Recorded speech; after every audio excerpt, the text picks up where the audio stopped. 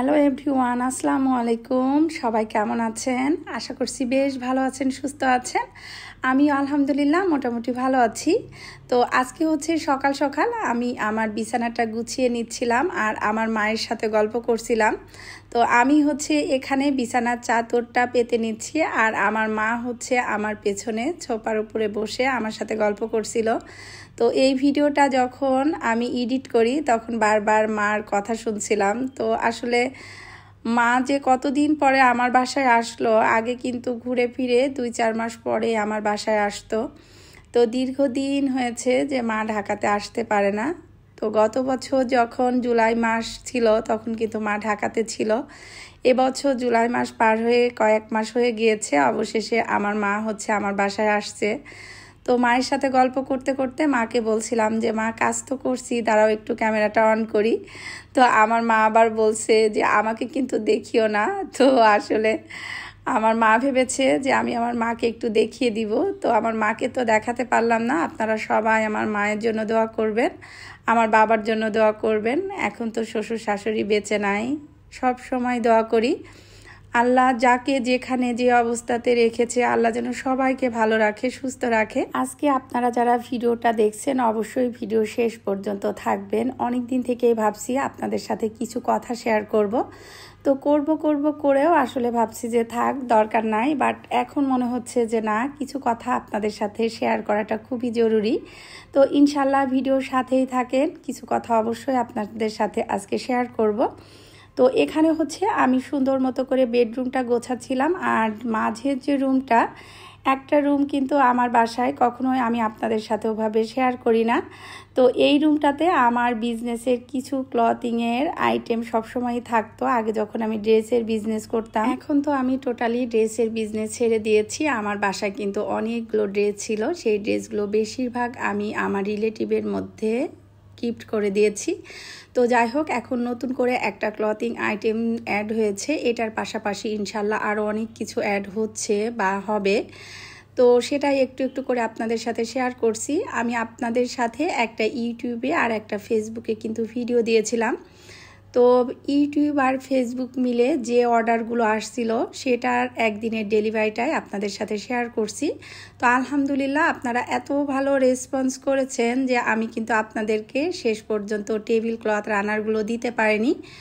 অনেক আপুদের order cancel করে দিয়েছি। আমি 2 ভাগ সম্ভবত দিতে পেরেছিলাম আর 1 ভাগ কিন্তু টোটালি স্টক আউট। অনেক আপুরা প্রি অর্ডার করে রেখেছেন, আবার ইনশাল্লাহ আসবে, আসলে আপনাদেরকে দিতে পারবো। আর যাদেরকে খুবই তাড়াতাড়ি দেওয়ার কথা ছিল তাদের অর্ডারটা আমি ক্যান্সেল করে দিয়েছি। তো আমার প্রিয় একজন বড় আপু 2টো রানারের অর্ডার আছে, সেই রানারটাও খুব দ্রুত ইনশাল্লাহ পাঠিয়ে দিব। আরও আমার কিছু টেবিল ক্লথে নতুন নতুন কালেকশন আসবে, ইনশাল্লাহ আপনাদের সাথে শেয়ার করব। তো এটা শেয়ার করতে করতে আজকে আপনাদের সাথে কিছু কথা বলি। আমি বিজনেস শুরু করেছিলাম গত 2 বছর আগে। তো যখন বিজনেসটা শুরু করেছিলাম তখন কিন্তু কখনো কোনো দিনও মনে করিনি যে আমার বিজনেসটা আলহামদুলিল্লাহ আজকে এই পর্যন্ত আসবে। আমার ইচ্ছা ছিল যে আমি এমন কিছু করব যে কাজের মাধ্যমে আমার পাশাপাশি কিছু মানুষের কর্মসংস্থানের ব্যবস্থা হবে। তো আলহামদুলিল্লাহ আল্লাহ সেই ব্যবস্থা কিন্তু আমাকে করে দিয়েছে। আমি যতটুকু না চেয়েছি তার থেকে আল্লাহ আমাকে অনেক বেশি দিয়েছে, আমি লাখো কোটি শুকরিয়া জানাই। কিন্তু যে জিনিসটা হচ্ছে, আমি আমার এই 2 বছর বিজনেসে যে জিনিসটা বুঝতে পারছি, আমাকে যেমন ভালোবাসার মানুষ আছে, আমার পেছনে লাগারও কিন্তু মানুষের শেষ নাই। কিছু কিছু শকুনের চোখ পড়েছে আমার বিজনেসের দিকে, যে তারা তাকিয়ে আছে যে কখন আমার বিজনেসটা একদম দেখবেন যে গ্রামের বা মাঠের মধ্যে কোথাও যদি কোনো গরু অসুস্থ থাকতো, আমরা ছোটবেলায় দেখেছি, তো সেই গরুটাকে দূরে মাঠে রেখে আসা হতো।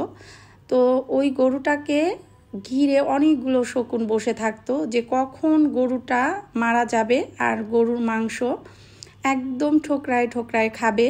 তো আমি রিসেন্ট কিছু এমন প্রমাণ পেয়েছি যে আমার পেছনে একদম গ্রুপিং করে কিছু ইউটিউবার লেগেছে। আমি সরাসরি আজকে বলতে বাধ্য হচ্ছি, কারণ আমি কখনো কোনো দিনও প্রমাণ ছাড়া কোনো কথা বলি না। আজকে যে কথাগুলো বললাম, এই কথা যদি কেউ বলে, চ্যালেঞ্জ করে যে না এ ধরনের কোনো কিছু না, আমি আজকে ভিডিওর মাধ্যমে তাদেরকে ওপেন চ্যালেঞ্জ দিয়ে বলছি, প্রত্যেকটা প্রমাণ, প্রত্যেকটা কল রেকর্ড কিন্তু আমার কাছে আছে। তো এত কিছুর পরেও কিন্তু আমি দীর্ঘদিন চুপ ছিলাম যে না, কোনো দরকার নাই। চুপ থাকাটাই হচ্ছে বুদ্ধিমতীর কাজ। আমি চুপ করেই থাকতে চেয়েছি। উপর আল্লাহর কাছে শুধুমাত্র ধৈর্য ধরে বলেছি যে আল্লাহ, আমাকে যে বা যারা এত বড় বড় ক্ষতি করার চেষ্টা করছে বা ক্ষতি করছে তাদেরকে তুমি হেদায়েত দাও, আর আমাকে এর থেকে উত্তম কিছু প্রতিদান দাও। তো আলহামদুলিল্লাহ, আল্লাহ কিন্তু আমাকে যতটুকু না অন্য মানুষের মাধ্যমে ক্ষতি হয়েছে তার থেকে উপর আল্লাহ আমাকে অনেক গুণ, অনেক বেশি, আমি বলবো যে হাজার হাজার গুণ বেশি কিন্তু উত্তম প্রতিদান অলরেডি আমাকে দিয়ে দিয়েছে। সেটা হচ্ছে আমার ফেসবুকে একটা আমার নিজের পরিচিতি আমি কিন্তু ক্রিয়েট করতে পেরেছি। তো সেটার জন্যই কিন্তু আমি এতদিন চুপ ছিলাম, বাট আজকে কিছু কথা বলতে বাধ্য হচ্ছি। আমি জানি না কে বা কারা এই কাজটা করেছে। আমি এখনও কারোকে উদ্দেশ্য করে কোনো কিছু বলছি না ফেসবুকের বিষয়টা। তবে ইউটিউবে কিছু মানুষ গ্রুপিং করে, কল কনফারেন্স করে আমার নামে অনেক অনেক নতুন নতুন ষড়যন্ত্রে লিপ্ত হয়েছে, যে সেগুলো কিন্তু আমার কাছে প্রুফ সহ আছে। এমনকি এমন একটা কথা এসেছে যে সিরামিকের মার্কেট থেকে আমাকে আউট করতে হবে এবং তারা হচ্ছে সিরামিকের মার্কেট দখল করবে। তো তাদের উদ্দেশ্যে আমি একটা কথাই বলি, বাংলাদেশে 15-16 কোটি মানুষের দেশ। এখানে প্রত্যেকটা ঘরে প্রত্যেকটা মানুষের প্রয়োজনের কিন্তু শেষ নাই।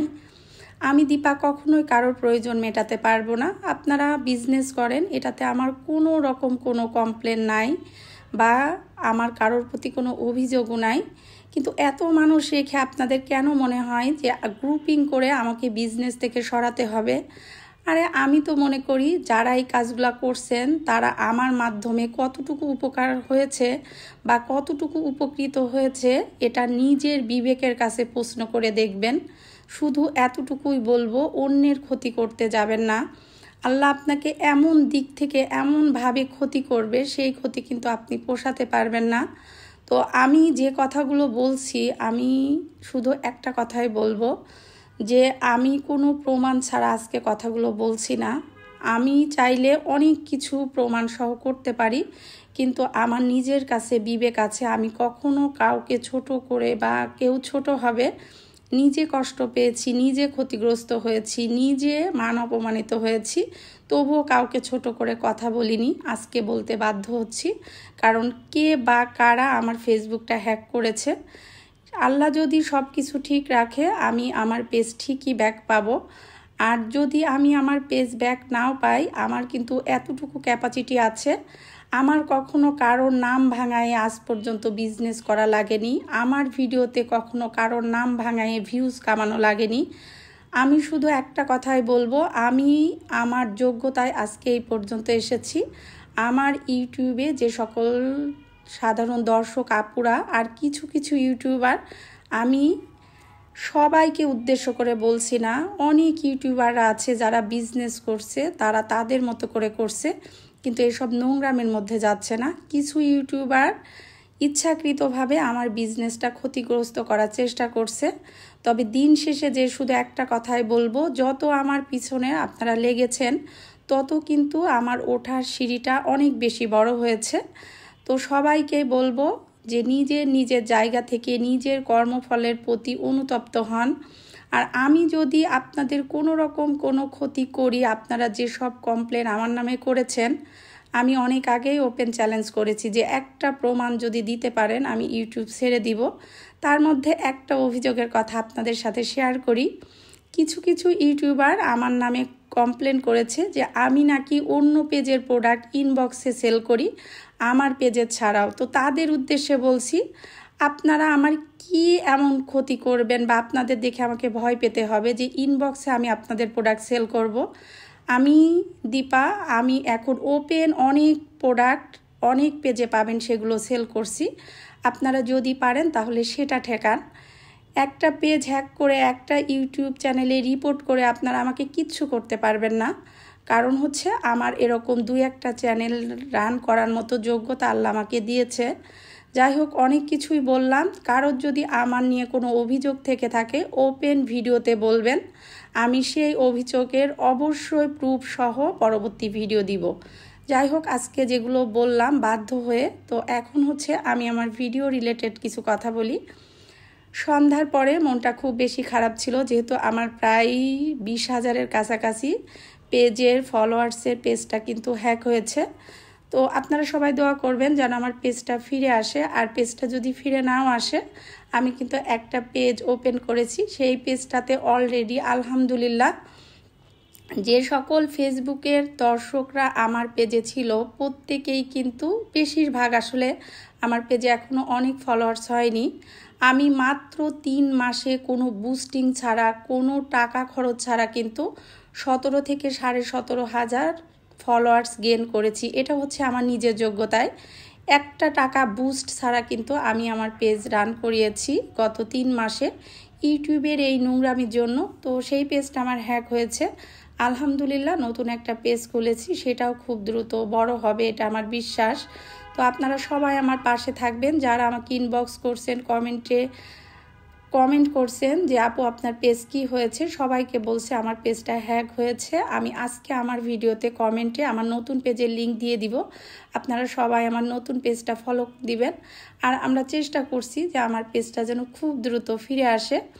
তো যাই হোক, মনটা খারাপ ছিল, এজন্য তামিমের বাবা আমাকে নিয়ে এসেছে ফার্নিচারের শোরুমে। আসলে আমার কয়েকটা ফার্নিচার অনেক দিন থেকেই কেনা ছিল, তো আজকে আসছিলাম, ভেবেছিলাম যে ফার্নিচারগুলো রেডি আছে, আমি আজকেই নিয়ে যাব।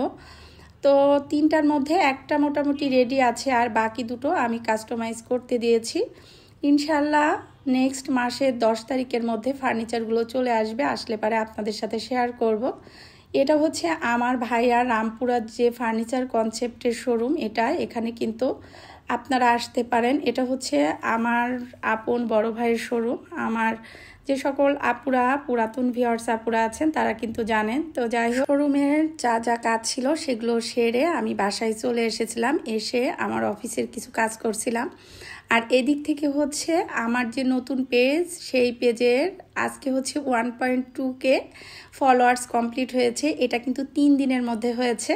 তো এটা হচ্ছে আমাদের কাছে অনেক বড় প্রাপ্তি ছিল, আল্লাহ পাকের অশেষ রহমত। আসলে কোনো মানুষ বা কোনো গোষ্ঠী যদি আপনার পেছনে লাগে, আপনি দেখবেন যে ওপর আল্লাহ যদি আপনার পাশে থাকে, আর আপনি যদি কারোর ইচ্ছা করে ক্ষতি না করেন, আল্লাহ কিন্তু আপনাকে এর থেকে অধিক গুণ দিয়ে দিবে। এই যে দেখেন আমার ফেসবুক পেজটা, এটা কিন্তু প্রায় 21,000-এর কাছাকাছি ফলোয়ার্স হয়ে গিয়েছে। তো এই পেজটাই কিন্তু হ্যাক হয়েছে, এটার নাম এখন স্পোর্টস হ্যাভেন দিয়েছে। আমরা চেষ্টা করছি যেন খুব দ্রুত আমি আমার পেজটা ব্যাক পাই, আপনারা সবাই মন থেকে দোয়া করবেন। আর নতুন যে পেজ ক্রাফটেড হ্যাভেন, এটা যেহেতু 1.2K ফলোয়ার্স হয়েছে, তো সেই উপলক্ষে এখানে তামিমের বাবা 2টো কেক নিয়ে এসেছে।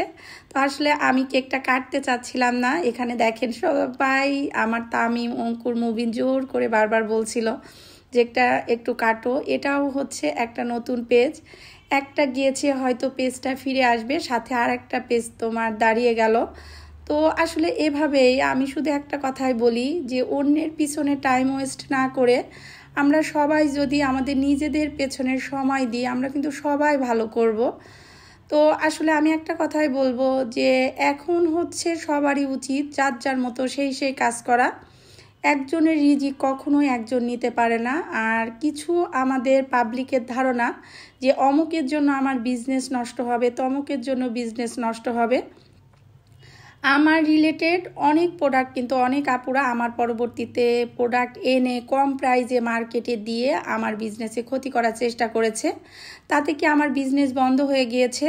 অনেকেই আছে যে 1 বছর ধরেও আমার পেছনে আমার প্রোডাক্ট যেন কম সেল হয়, প্রত্যেকটা প্রোডাক্ট ধরে ধরে প্রাইস কমিয়েছে, তাতে কোনো কিছুই হয়নি। গত 1 বছরে আমি শোরুম দিয়েছি, আমি অফিস স্টাফ বাড়িয়েছি। আল্লাহ যদি সহায় থাকে, আপনি যদি কখনো কারোর হক না মারেন, আল্লাহ কিন্তু কখনো কোনো দিনও আপনাকে কোনো কিছু থেকে বঞ্চিত করবে না। তো এটাই হচ্ছে সব থেকে বড় কথা। তো বাসার জন্য ফার্নিচার এনেছি, একদিকে ভালো লাগা কাজ করছে, আর এই কথাগুলো না বলতে পেরে নিজের কাছেও খুবই বিরক্ত লাগছিল, কারণ আসলে এই কথাগুলো আমার অনেক আগেই বলা ছিল। উচিত ছিল, কারণ অনেকের ধারণা যে আমি চুপ আছি, আমি চুপ থাকব। আমি অনেক চুপ থেকেছি। আমি এখনও বলছি যে যত দিন যাচ্ছে তত কিন্তু আমার ধৈর্যের বাঁধটা ভেঙে যাচ্ছে। আপনারা আমার পেছনে এমন কিছু করবেন না যেগুলো কিন্তু আমাকে ক্ষতি করতে যেয়ে দিন শেষে কিন্তু আপনারাও ক্ষতিগ্রস্ত হবেন। কারণ কারো খারাপ করলে কেউ কিন্তু কখনো ভালো থাকতে পারে না। তো যাই হোক, এখানে এই যে ড্রয়িং রুমের জন্য ছোট্ট কর্নারে একটা বুক সেলফ অথবা এর উপরে শো পিছু রাখা যাবে। তবে এটা কিন্তু আমি অন্য একটা পারপাস নিয়ে এসেছি, সেটা হচ্ছে আপনাদের জন্য সারপ্রাইজ। এটা হচ্ছে আমার বাসাতে নাও থাকতে পারে, আবার বাসাতে থাকতেও পারে। সময়ের সাথে সাথে অনেক কিছু আপনাদের সাথে শেয়ার করব। অনেকে বলে যে ভিডিওতে কোনো কিছু দেখাবেন না, তাহলে নজর লাগবে। কখনোই না। কিছু মানুষের নজর সবসময় কুই থাকবে, আর কিছু মানুষের নজর দেখবেন যে আপনার ভালো কিছু দেখে খুশি হবে। তো আমিও চাই আপনারা সব সময় আমার পাশে থাকবেন, দোয়া করবেন। অনেক কথা বললাম, ভুল ত্রুটি হলে প্লিজ ক্ষমা সুন্দর দৃষ্টিতে দেখবেন। আজকের মতো এখানেই বিদায় নিচ্ছি। আল্লাহ হাফেজ।